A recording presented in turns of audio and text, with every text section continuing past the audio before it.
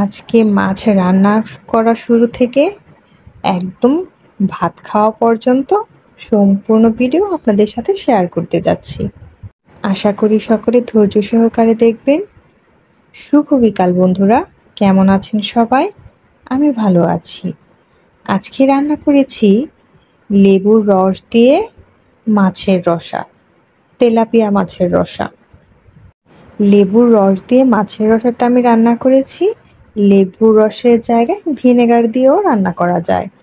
প্রথমে মাছটা ভালো করে ভেজে নিচ্ছি। ভালো করে মাছ ভেজে তারপর তুলে নিচ্ছি।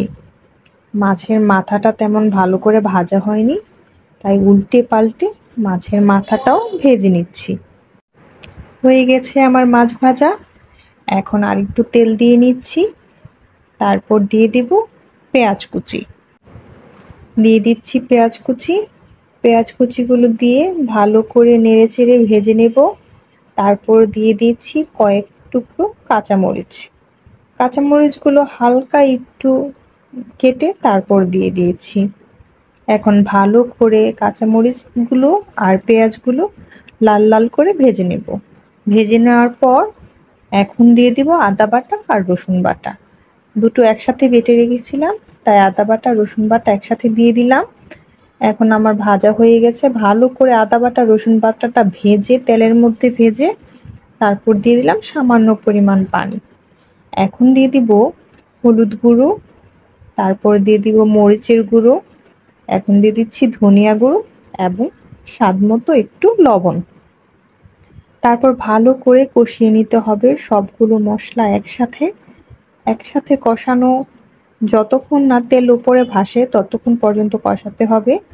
কষানো হয়ে গেছে আমার মশলা। এখন দিয়ে দিচ্ছি যে লেবু চিপড়ে রেখেছিলাম সেই লেবুর রসগুলো দিয়ে দিলাম। লেবুর রসগুলো দিয়ে ভালো করে কষিয়ে নেড়েচেড়ে ভালো করে আর একটু কষিয়ে নিলাম।